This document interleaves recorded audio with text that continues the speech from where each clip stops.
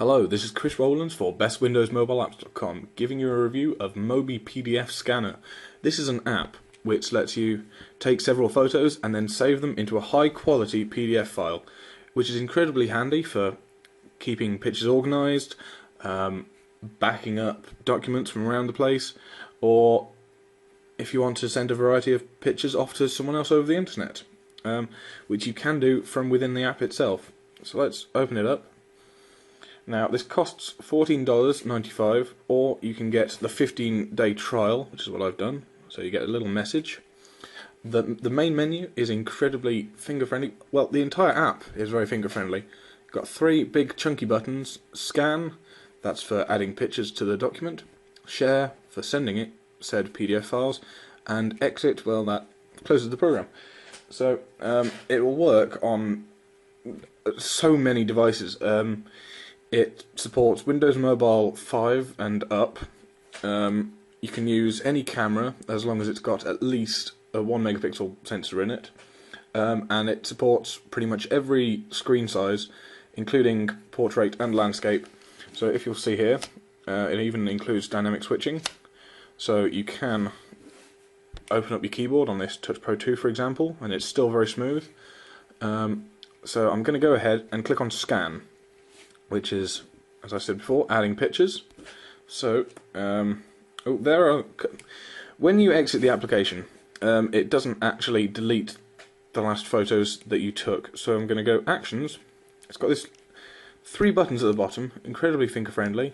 Brings up this little menu for the action button there. So delete all pages, yes.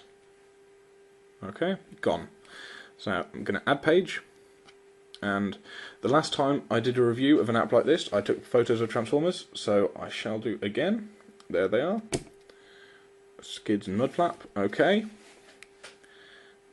Processing, and then it'll show me a preview of my image there. Now, I'm going to add another image. Here are my notes for this review. So I shall take a photo of that. Nice. And now it'll show me both of these the pages that I have side by side. It's got a nice little animation for switching between the two. Now the main purpose of this is for archiving. Well, one of the main purposes is for archiving documents that you might want to save. Here is a design of a torch I came up with for some work. So I'm going to take a photo of that. Okay, there you go. So, processing, and then I'll have these three images there. Now if I go back, that'll just take me back to this page, but my pictures will still be there, luckily, so it doesn't get rid of them. Actions, if I wanted to save the PDF, I just click on that.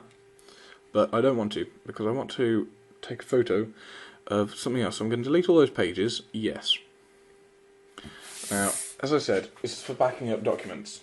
And here is a list of things that I've bought on Tesco.com and had delivered to me. If I wanted to keep a backup of this, but I didn't want to keep this paper copy, I could just use this app, add a page. It's always best to take a photo from directly above the piece of paper, that way it doesn't get out of proportion. So there you go.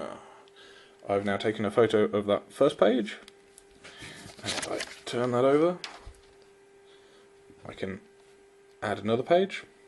Sorry you cannot see me taking photos, but it'd be far too awkward to move the camera around. Okay, I now have both of these pages. I'll move that out of the way. And if I click on one of them, then I can take a closer look at it and zoom in and out, and then scroll around to take a better look. And I've said, okay, that's fine. I want to save that. Save PDF. It'll bring up this little menu. So you can open up the PDF after you saved it, and you can also rename it. You cannot choose, however, where it is saved to. They are all automatically saved to My Documents, My PDFs. You cannot change that. you can click on OK or Cancel. Now, if you click on this, it doesn't automatically bring up a keyboard, so I feel you have to bring this up, and then go on Actions, Save as PDF again, and then I'm going to call this Tesco. OK. It's now saving 5%, 50%, and 97% complete. Done. PDF saved successfully.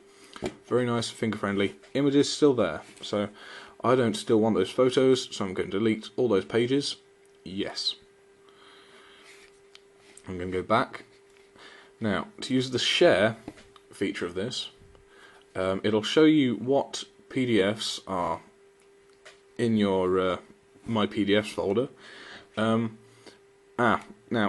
something I've just done is, this is actually the second time I've done this review. The first time I made far too many mistakes, so I've started again.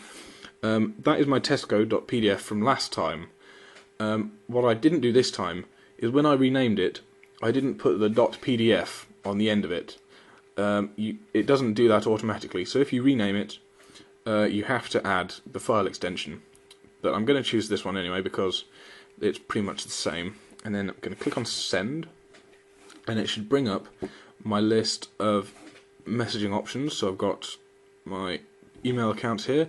So I'm going to use my 1800pocketpc.com email address, and I'm going to send it to I like to crush stuff at hotmail.co.uk.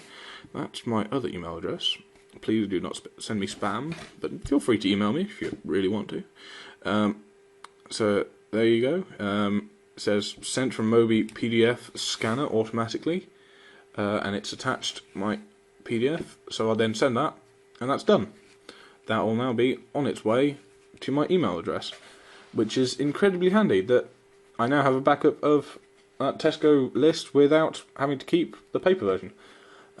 It's a very handy app.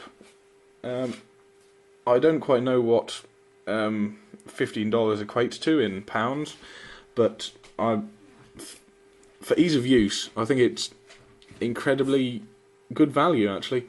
It's a very easy to use application. It looks good, it's quick, it's smooth. Plus the vast range of devices that it's compatible with is highly impressive. Also, I took a look at one of these PDFs earlier, and they do save quite high quality.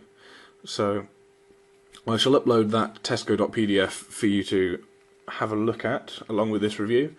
So yes, that was MobiPDFScanner. Thank you for watching. Goodbye.